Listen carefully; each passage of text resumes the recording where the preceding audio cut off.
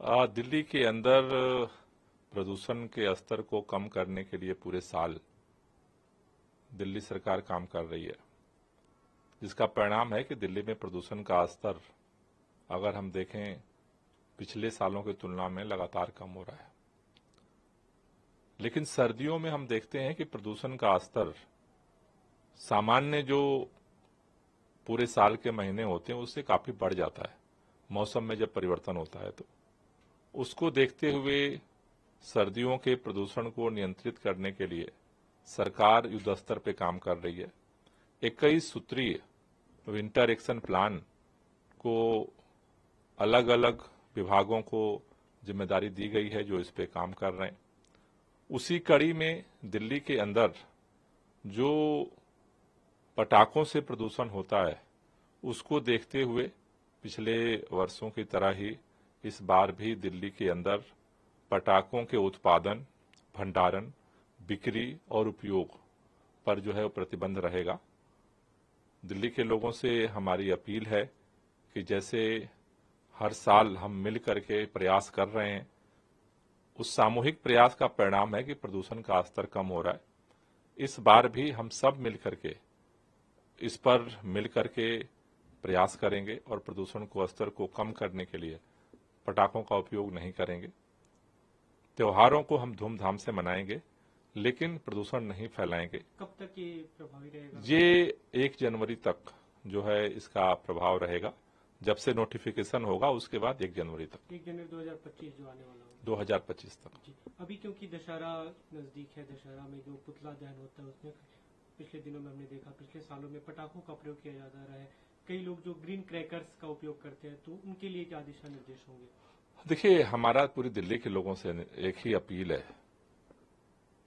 क्योंकि दिल्ली के अंदर जो प्रदूषण होता है उसको कम करने की जिम्मेदारी हम सबकी है, हम सबकी सामूहिक जिम्मेदारी है।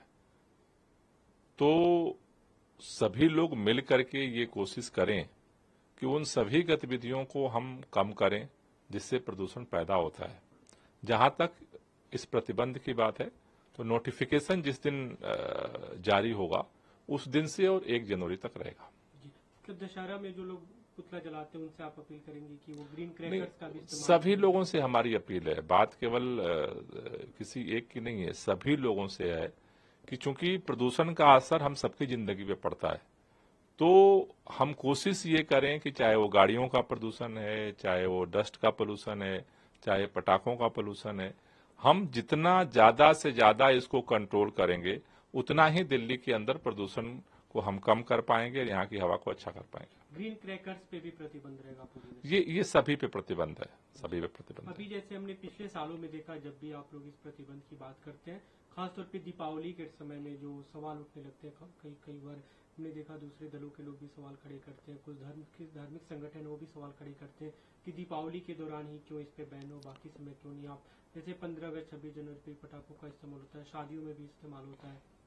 देखिए, प्रतिबंध पूरे सर्दियों में है, उसके अंदर जो जो पटाखों से संबंधित गतिविधियां हैं उस पर मेरे ख्याल से तो प्रतिबंध की जरूरत ही नहीं पड़नी चाहिए, क्योंकि जब प्रदूषण हम पैदा करते हैं उसकी मार भी पलट के तो हमें झेलनी पड़ रही है।